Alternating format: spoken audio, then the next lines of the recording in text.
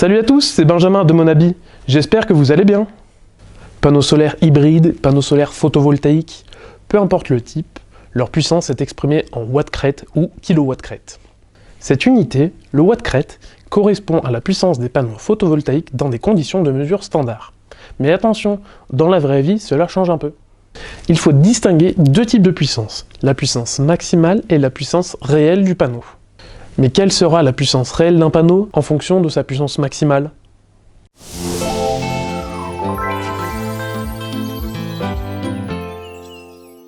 Mais alors, quelle est la différence entre la puissance maximale et la puissance réelle ?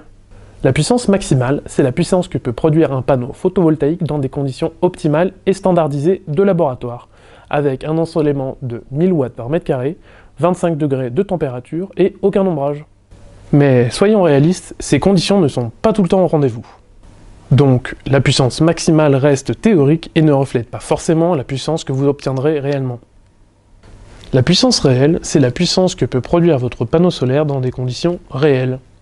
On estime qu'un panneau solaire produit environ 75 à 80% de sa puissance maximale. Par exemple, un panneau de 375 watts crête ne produira jamais 375 watts en instantané, mais plutôt 281,23 watts. Pour avoir une idée plus proche de la réalité, je vous conseille d'aller consulter les caractéristiques NOCT de la fiche technique du panneau solaire. Avant que je vous parle des facteurs influents sur la puissance et le rendement de vos panneaux solaires, n'hésitez pas à vous abonner. Dans un premier temps, il y a les facteurs classiques comme la zone géographique, les conditions météorologiques ou l'inclinaison du toit. Mais il existe aussi d'autres facteurs à prendre en compte. La chaleur fait baisser la puissance maximale de votre panneau solaire. Contrairement à ce que l'on pourrait penser, la chaleur n'est pas une bonne amie du panneau photovoltaïque. En effet, plus elle monte, moins le panneau solaire délivre de puissance. Dès que la température passe au-dessus des 25 degrés Celsius, on estime alors une perte de 0,4% par degré supplémentaire. C'est chaud, hein ? Mais ne vous en faites pas, on vous explique tout dans cette vidéo. Parlons maintenant de l'onduleur photovoltaïque.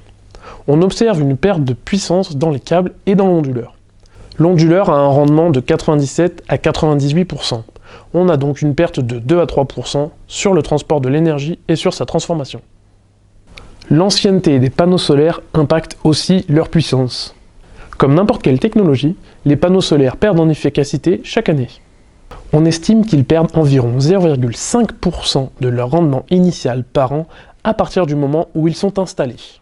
La saleté impacte la puissance délivrée par vos panneaux solaires. Feuilles mortes, poussière, sel marin. À cause de tous ces éléments extérieurs, votre panneau reçoit moins de rayons lumineux et produit alors moins d'énergie. Cela peut engendrer une perte de rendement de 2 à 7%. Mais ne vous en faites pas, vous trouverez ici plein de bons conseils pour nettoyer vos panneaux solaires. Que vous soyez en autoconsommation ou en revente totale, la puissance est un point important de votre projet solaire. En effet, cela impacte directement la rentabilité de votre projet. Si vous avez une question ou un commentaire, n'hésitez pas à le faire dans l'espace prévu à cet effet.